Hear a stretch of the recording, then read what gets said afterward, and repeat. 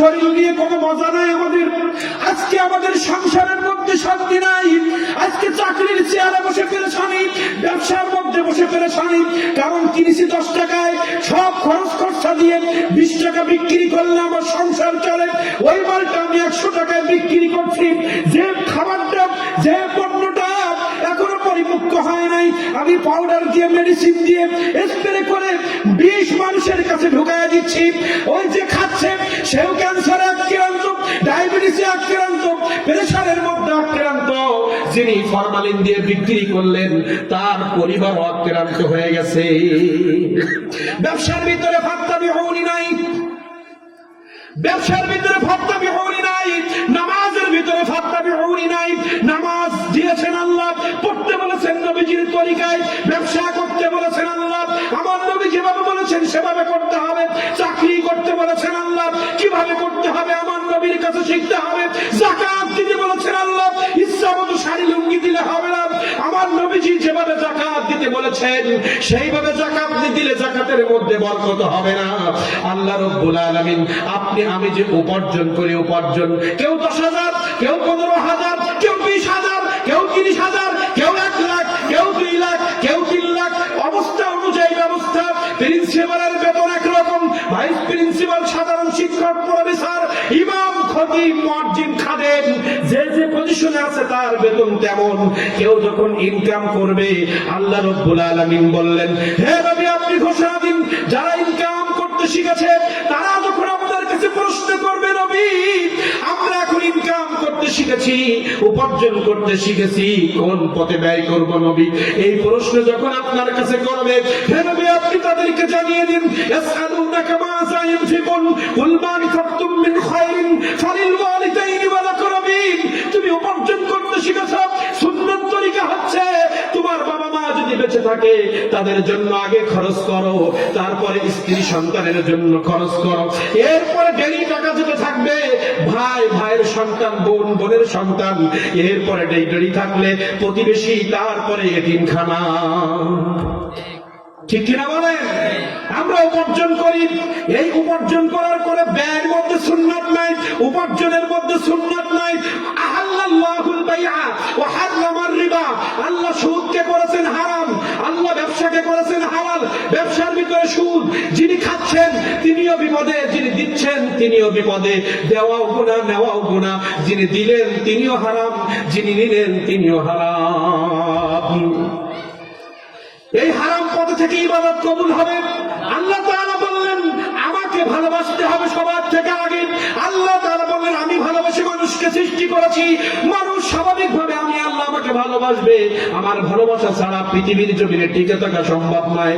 আর আমার ভালোবাসতে হলে আমার নবীর ইত্তেবা লাগবে, নাইলে তোমাদের ভালোবাসা আমি মানি না। আজকে যদি আমার নবীজির ইত্তেবা মসজিদের মধ্যে থাকতো, মসজিদ ভরে যেত, নামাজের মধ্যে চোখে পানি চলে আসতো। আজকে যদি আমার নবীজির ইত্তেবা ব্যবসার মধ্যে থাকতো, ফলের মধ্যে স্প্রে করার সুযোগ ছিল না। আজকে ওই যে এখনো পোক্ত হওয়ার আগে কলার খাদি কাটা আমগুলো কেটে ফরমালিন দিয়ে বিষ ঢুকে মানুষকে খাওয়ার ব্যবস্থার কোনো সুযোগ থাকতো না। আজকে যদি ফাত্তাবিউনি থাকতো, প্রাইমারি থেকে শুরু করে ইউনিভার্সিটি পর্যন্ত কোরআন মাজিদ শিক্ষা করা এবং মাসলা মাসাইল, ইসলাম ধর্ম এটা বাধ্যতামূলক। ইসলাম ধর্ম এবং কোরআন মাজিদ শিক্ষা এটা অবশ্যই বাধ্যতামূলক থাকতো। ঠিক কিনা বলেন? ফাত্তাবিউনি নাই, এজন্য ইউনিভার্সিটিতে কোরআন হাদিস পড়ানো হয় না। তারা নাস্তিক হয়ে যাচ্ছে, তারা বাড়িতে এসে আমাদের সাথে তর্ক বিতর্কে লিপ্ত হচ্ছে। নামাজ রাখবে না, নাস্তিক হয়ে গেছে, রোজা রাখবে, নাস্তিক হয়ে গেছে। কারণ তার ভিতরে কোরআন মাজিদ ঢুকানো হয় নাই, ইসলাম ঢুকানো হয় নাই, মাসলা মাসাইল ঢুকানো হয় নাই। আপনার আমার সন্তান স্কুলে পড়ে, কিন্তু তার ভিতরে রাসূলের সুন্নাত আপনি আমি ঢুকাইতে পারি নাই। আমি ইমামতি করছি, আমার ভিতরে সুন্নাত নাই। আমি মসজিদ করছি, আমার ভিতরে সুন্নাত নাই। আমি চাকরি করছি, আমার ভিতরে সুন্নাত নাই। সুন্নাত কি? আমার নবীজির ঘোষণা যে ইমাম, মুয়াজ্জিন এবং মাদ্রাসার principal, vice principal, professor, peon এবং দপ্তরি, তোমরা যারা চাকরি করে, এমপি, মন্ত্রী, প্রধানমন্ত্রী, চেয়ারম্যান, চকিদার এবং নাইট গার্ড এবং ইউনিয়ন কাউন্সিলর, তোমরা যারা যে পদে চাকরি করো, আমার নবীজির ঘোষণা যখন বাড়ি থেকে বের হবা, থাকে, ওই বৃদ্ধ বাবা মা অনুমতি ছাড়া চাকরিতে যেও না। যদি বাড়িতে বৃদ্ধ বাবা মা থাকে, তুমি যদি মায়ের বাবার চোখের দিকে, মায়ের চোখের দিকে তাকিয়ে হাসি মুখে বলতে পারো, মা আমি আমার মন্দিরের চেয়ারে বসানোর জন্য রওনা দিলাম, আমি আমার ব্যবসার চেয়ারে বসানোর জন্য রওনা দিলাম, আজকে প্রিন্সিপালের দায়িত্ব পালন করার জন্য বাড়ির থেকে রওনা দিলাম, মা তুমি আমার জন্য একটু দোয়া করে দিও। আমার মা যদি চোখের পানি ছেড়ে দিয়ে বলে, বাবা যাও, তোমার উন্নতি হবে, তোমার ভালো হবে। আমার নবীজি বললেন, ওই সন্তানের জন্য দুইটা জান্নাতের রাস্তা তৎক্ষণিক খুলে দেওয়া হয়।